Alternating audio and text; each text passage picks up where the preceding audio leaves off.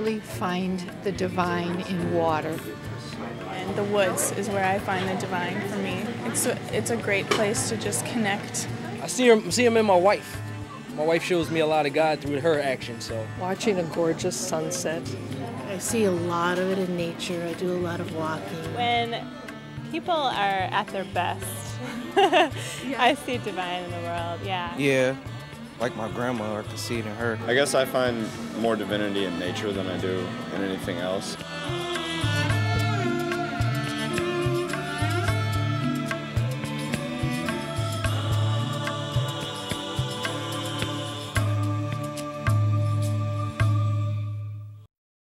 Welcome to In Search of the Divine. I'm Ann Thompson. Today we're going to go on a journey. We're going to travel with a Native American spiritual advisor in search of sacred plant medicine. We'll meet a sister who had to go a long way to find her way back home. We'll meet a young man who had to suffer through years of homelessness, drug and alcohol addiction before he could find himself. And finally we'll meet a sister whose work as a chaplain has helped her through her own journey with cancer. Stay tuned.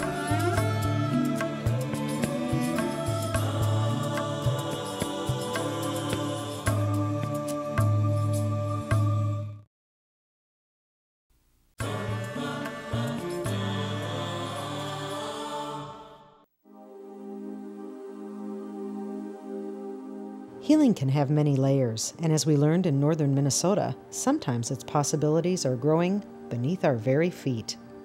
All living beings, all living things has a purpose in life, huh? Including us. We all have a purpose in life. One of the first living beings was the plants. Without the plants, we can't, nobody would survive. Whenever I look in the woods, I always think about a pharmacy. Jean Goodsky is a spiritual advisor and teacher to the Anishinaabe people in Nett Lake, which is one of 3 pieces of land that comprises the Bois Forte Indian Reservation in northern Minnesota. In French, Bois Forte means strong men or strength of the woods. After spending time with Jean, it's easy to understand why the French chose the name. The way the Native American looks at plants, they're a gift. They're a gift from the Great Spirit, the Spirit. So that's where we always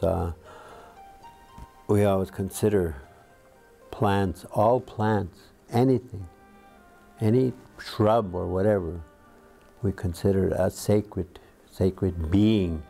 On a cool, misty fall day, Jean let us join his high school students on a field trip in search of sacred medicine plants. Yeah, the one for heart is that Pipsisiwa, and it gets into your inside, cleans out the arteries. And like if there's any clogging build up, it goes in there and just kind of washes that away. People always laugh, you know, when you say, is this only good for Indians? No. These plants do not have no prejudice, you know, we're people. It works on anybody, even people that come from the other side of the world can come here and ask, seek some help, you know, if they're having heart problems. Will it mend a broken heart? She's like, my heart ain't broken. She's like, oh, and she hit him and he's like, oh, my heart. Oh, hilarious. My heart is still broken. You'll need a lot of them, Don. Okay. If your heart is broken, you'll need lots and lots and lots of plants to fix your heart. That was like what they call it is wintergreen, and that has a nice mint flavor to it. Our old people used to use that with regular black tea. They'd pick about 12 to 15 little plants. They'd throw them in about a quart of water, and they'd boil them up for about 15 minutes maybe, and then they'd dump a couple of tea bags or a little handful of tea or whatever, and they let it set. You don't ever put no additives like sugar or honey or anything. Just drink it plain. When I look at medicine or something like that, I always think of bathing, cleansing with a disinfectant or whatever, you know, cleaning, and the healing right away takes place. That's what I look at. That's how I describe it. But there's more to it than just knowing what to pick. When I went out in the woods, you know, when we first got there, I went back in the bush and I made the offering. Again, going back to spirit, spirituality. We're talking to the spirit of that plant that we're using. Offerings made before harvesting and consuming the medicine are essential and can involve gifts of tobacco, small dishes of offerings, personal effects suggested by the spiritual advisor, and there's that small thing called faith. The faith, the trust that you have plays a big part. It's just like me and you. How much faith do you have in me? How much faith do I have in you in helping me? That's where it is. If I have strong belief, faith, that you can help me, it's going to happen.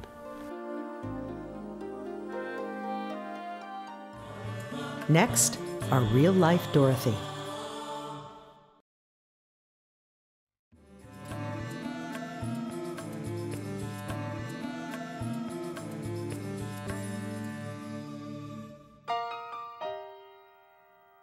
Next, our real-life Dorothy. I was with the Sisters of St. Joseph from 1966 to 69 through postulancy and novitiate. And it was a wonderful experience. It taught me a lot about discernment and being aware of where God might be leading me. But at that time, Charlotte Berres didn't think God was leading her to take final vows as a Sister of St. Joseph. Big thing, I wanted to teach in the mountains. It was the 60s, a time of great turmoil and changing winds. And I was a chaplain at a high school. Up in Canada still? In Canada, in Ottawa. For 15 years, Charlotte did missionary and parish work there. My mother called. My mother said, I have to go. I have to be there. It was time to head home to face 2 faltering parents and a brother with Down syndrome. I came back, and one of my brother-in-laws says, no, they belong in a nursing home. Charlotte doesn't know how to do health care, and I didn't. I hated hospitals. As a teacher, I didn't want anything to do with them. So I went down to St. Paul's Technical College, which is now St. Paul College, and took a course in how to be a nurse's assistant. I cared for them and my brother. Okay. At one point in the sitting room in there, we had a hospital bed for my mother because she fell twice and broke her hip. And in the dining room was my dad. In 1989, he had 3 strokes. He was totally bedridden. And then he passed away in 1990, so I ended up caring for him for 3 years. I thought 2 years at most. But, and then my mom passed away in 1991, about a year and a half apart. But my brother Vince, he didn't speak very well, but he always says, I not die. And a whole new life began caring for people with developmental disabilities. After my mom and dad passed away, I ended up taking in people. You know, the Vatican II document, somewhere in there it says God is present in many different ways. So God is present in the Eucharist. So, you know, participating in Mass is one way. But God is present in our poor. I just love Matthew 25 when he gives a parable of separating the sheep and the goats. You know, and did you see me when I was hungry? Did you see me? You know, did you give me drink when I was thirsty? Did you clothe me when I was naked? And that's just so true working with these people here, that I really experience a presence of God through them. Sharing her family home with people like her brother, Vince, Jim, Michael, Luann, and others helped Charlotte begin to discover what Dorothy tried to tell us. Sometimes, everything we're searching for can be found in our own backyard. You know, maybe it's time to settle down here, but if I wanted to settle down here, I needed people who shared common values. At age 50, she re-entered the CSJ community. I just appreciated the sisters, they call it the dear neighbor, of they're reaching out to the poor. And that other sisters sharing in that gave me some commonality. I just think that's just really cool. That you make a commitment to each other and to support each other. So it's not just I belong to this little community here of about 300 members, but I belong to 12,000 sisters around the world, so I really think that's neat. Perhaps Charlotte Berres, like Dorothy, did follow the yellow brick road. It was a long path that ultimately took her home, but she was much richer for the journey. Right now I have 4, and we would like to open up another home. Kind of the things are in place. I have a program director who would just love to do foster care. And then I have 6 women from the College of St. Catherine who are the staff. I mean, I think it's absolutely wonderful to be connected globally with all the Sisters of St. Joseph.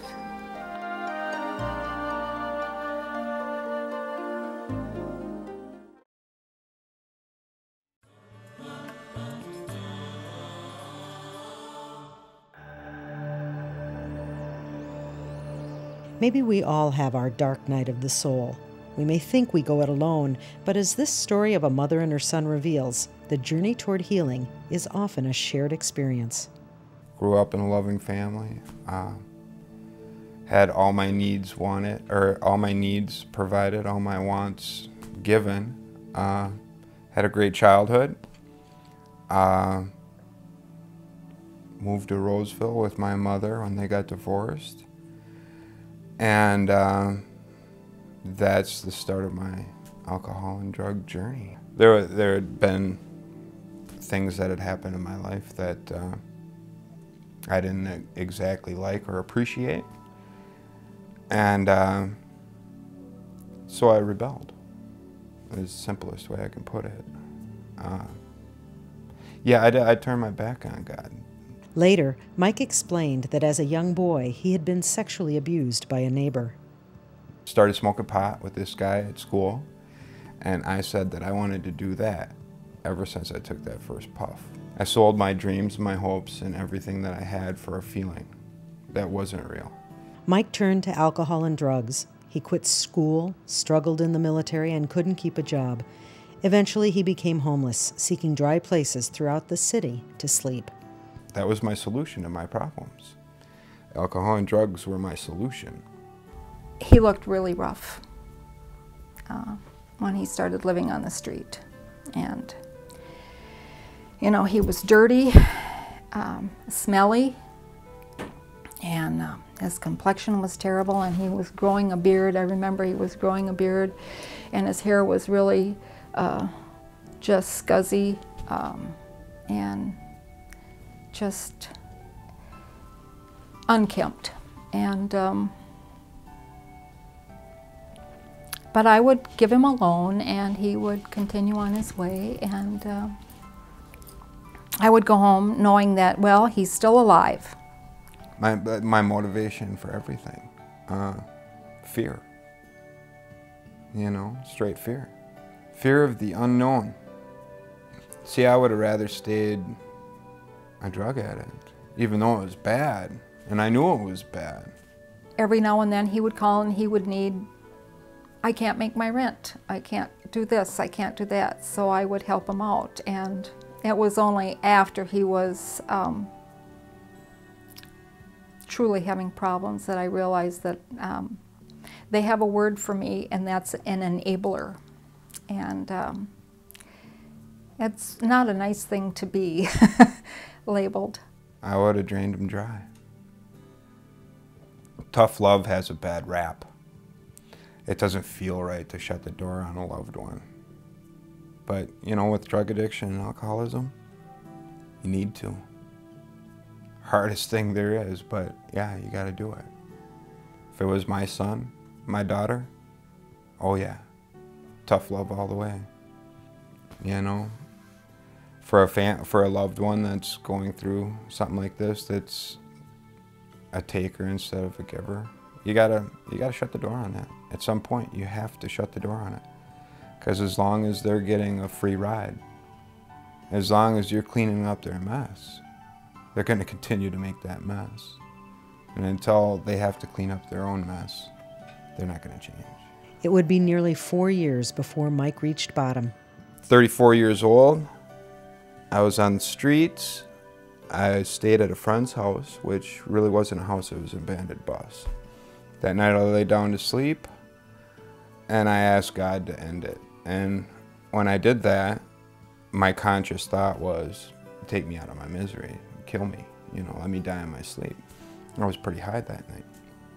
And I woke up the next day. I wasn't dead, but that next morning, afternoon, there was something different. I couldn't do it anymore. Everything that I had used up to that point, every drug, crystal meth, heroin, alcohol, everything stopped working. So then I'd substitute it for something else that would work. That morning, that crack made me so paranoid. I've never been so paranoid in my entire life. I knew that I couldn't go on. So I made a phone call to my mother, and which at that point was not an option to call home anymore. I had burnt that bridge up. And I said, I want to come home. It was the call she had waited for. Michael called to tell me that he wanted to come home and he wanted to get clean. That's all I needed. In their own ways, Michael and his mom suffered, rejoiced, and learned about change. I guess the biggest pearl of wisdom that I could give to anybody is you can't change anybody. And if a person doesn't have that desire to change within, there is nothing that a person can do to change that. They learned about compassion. How should you treat somebody that is on the street and that's homeless? There's a lot of people on the street that have been evicted because they got laid off, you know? There's people on the street that are drug addicts and alcoholics too. The Medical Association defines addiction as a disease, you know? Would you run away from somebody that has diabetes? That's a disease.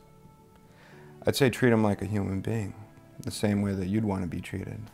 And they learned about the power of love. I'm sure it was God's intervention because he called. I always knew that there was a God. I always knew that. I was just really upset with him.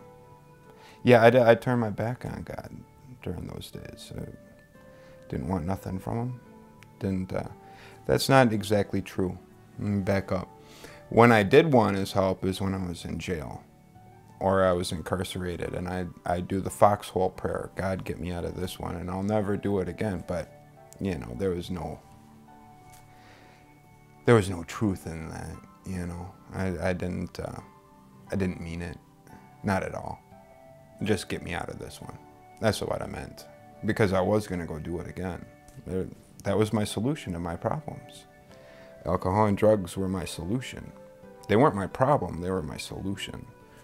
I get on my knees every night and thank God for the day, whether it was a good day or a bad day. If it was a bad day, I thank him extra, because that's actually a chance for me to learn something. I didn't get to where I'm at right now on my own. There's no way. There's no way I could be a part owner of a small business. I got no schooling for that. I barely made it through high school, you know. I never dreamed that I'd be where I'm at. I'm 39 years old now. I've been sober almost 5 years, and that's it in a nutshell.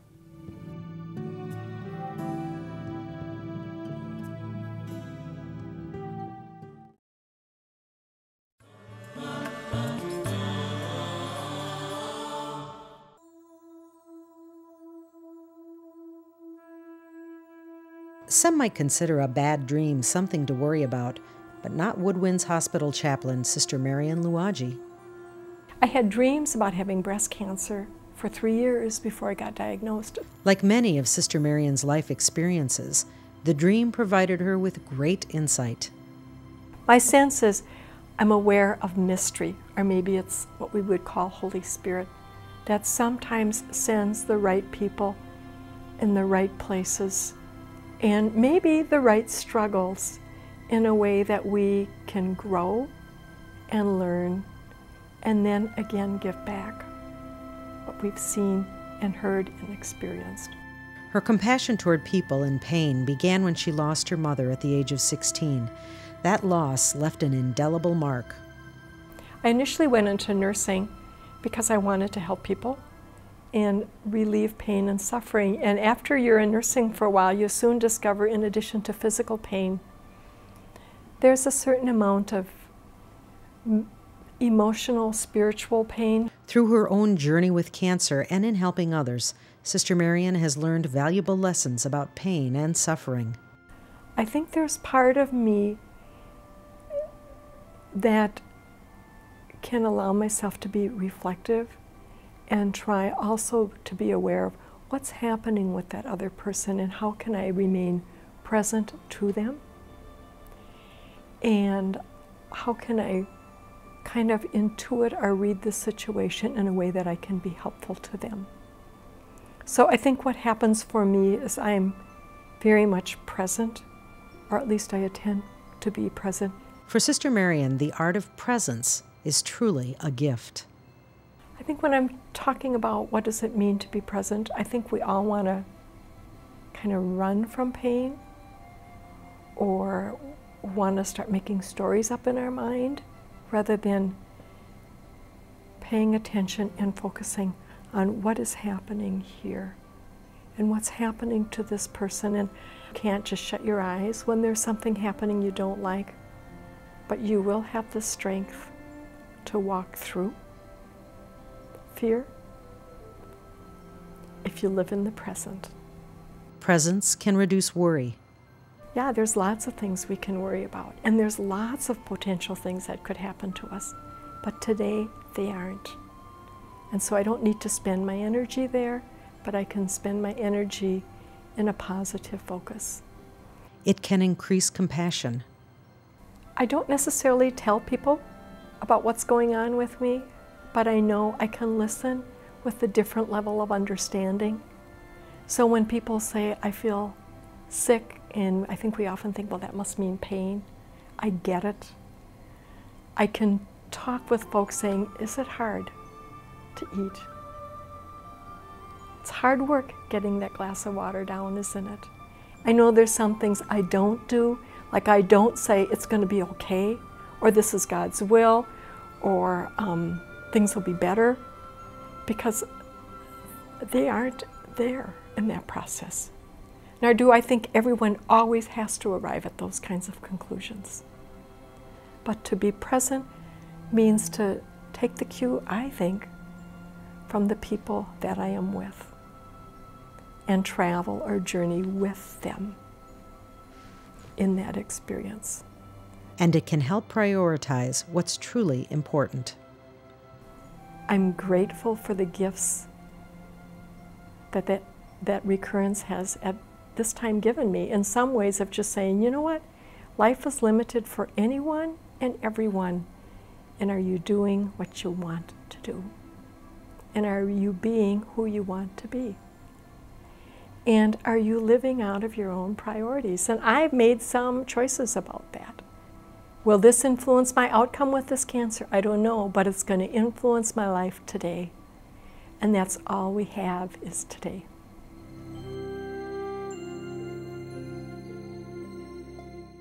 Thanks for journeying with us today on In Search of the Divine. And I hope these stories help you understand how special and sacred your journey is also.